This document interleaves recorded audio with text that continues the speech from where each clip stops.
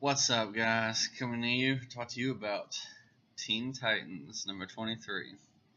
Well, guys, I never imagined, or in my darkest dream, that I would ever compare a Teen Titan group with Damian Wayne to the new Teen Titans from the 80s with Dick Grayson. Never thought I would ever do that, but this series looks and feels just like the old one. So now obviously there's some differences. The 80s are very different than the 2010s. But as far as like the character development, the storyline, how each one is portrayed, this series looks just like everything that I loved about the new Teen Titans back in the 80s. Of course, I didn't read them back then. I'm reading them now. But, I'm not that old. Not yet. Anyways, I wish I had been there to read them as they going out. Were coming out. But, anyways, so, here, these characters are so crazy, different, and diverse, and yet a lot of them have very similar traits as the old one. Obviously Damian is a lot like Dick Grayson, and let's see, we have a good picture in here of all of them. Let's see if I can't find it.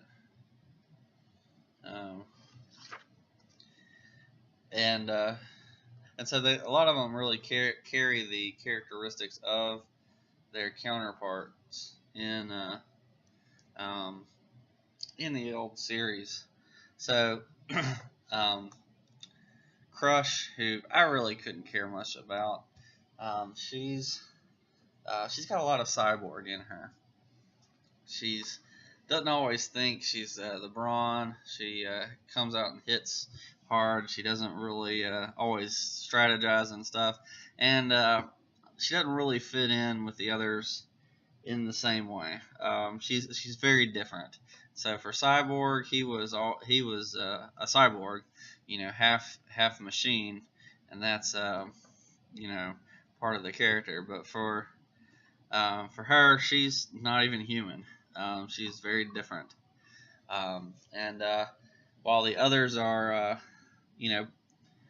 generally, well, they're all from heroes. Damian, Batman. You have Green Arrow. This guy's just joyful. Barry Allen. And I don't know that much about Jen, but she's very much like Cyborg. She doesn't have a lot of the origins that the others do. She didn't have anything coming from her like that. And so really, like, she plays Wonder Woman. And then you have Damien, who plays Dick. You have Wally, who plays Wally. Except for he really has more of he has the attitude of Cyborg. Because he doesn't know his place in the world, but he has the powers of Wally West. And so he's Wally West too. So she really doesn't have the attitude of Cyborg, but she's got the personality of,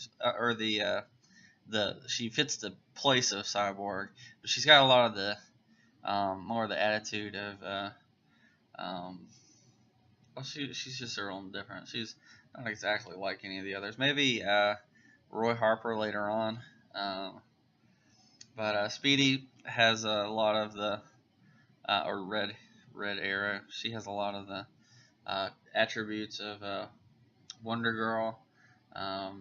Jen has a lot of she has the characteristics of Starfire, but she kind of holds the place of Raven. And then you have Roundhouse, who is basically Beast Boy. It's wonderful. It's really wonderful. So this is the team. They very much fit, their counterparts in the old New Teen Titans. And this book is just so fun. There's so much drama between them, and like all of them is focused on the how much they like each other. Like in this whole double page here, you have Wally getting mad at Roundhouse for not telling him that he was still alive. But, he's like acting all cool about it. He's like, oh, it is what it is. Doesn't really understand what Wally's getting at. and then they get into a battle and they all make mistakes just like they did. That probably more than the new Teen Titans did, which I like. They feel a little bit more flawed, um, but they're a young team, so they're still coming together. Um, and I love the stuff with Jen and Damien. I think that's really good for the character of Damien. And Jen is like, should I even trust this guy? Like, something's going on between them, but neither of them are willing to admit it. You know, something that changes a man when he gets a girl. And so, Damien, I feel like could really benefit from that. So he's got a best friend in John, and now he's got a team in the Teen Titans, and now he's got a girl in Jen. So those three things are really making him a well-rounded character, which are things that he really lacked. So before, all he had was Batman, and he had the mentor, the bad father or grandfather, and the bad older brother and the good older brother. He's got all that. But these three things are really rounding him out. John has really made him a better person. The team has made him a better leader, and then Jen is just making him a better person. A better friend, maybe even. So just really cool. Just a really great series, really fun. There's some mystery in it, and that Damien, being Damien, is hiding a lot of things that from the rest of the team, and just a lot of crazy stuff going on with that. And of course, what's his name? Jason Todd is part of that. Spoiler. I know I said that after all the time, but if you haven't read it, Anyways, I'm not really spoiling anything. This is really great, really awesome series that they've revamped. I think issue 20 was the first one, or maybe it was 21, and just been really good, really good.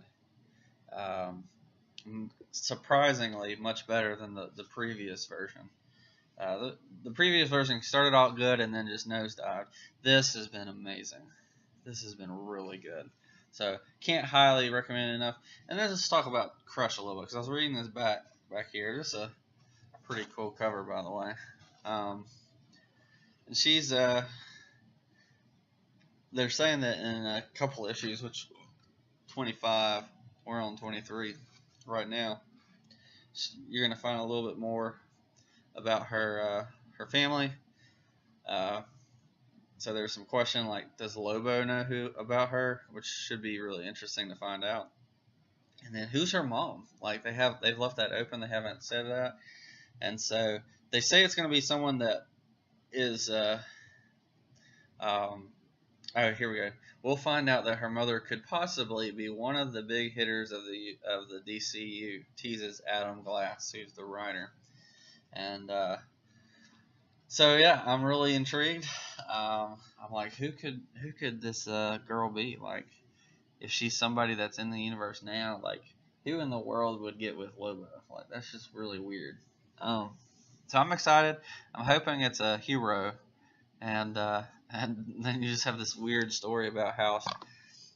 But it would make sense for it to be a hero. It should be like a villain, like a big villain that got together with Lobo, because I don't think any of the female heroes would ever get with Lobo.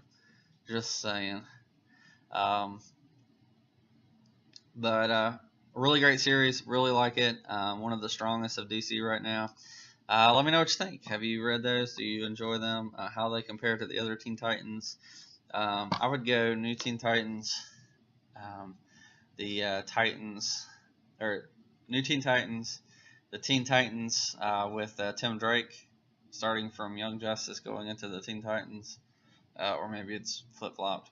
And then this one. And then I might go the very original one, and then I just ignore the New 52, because that was terrible. So, anyways, let me know what you think, and I will catch you next time. Peace.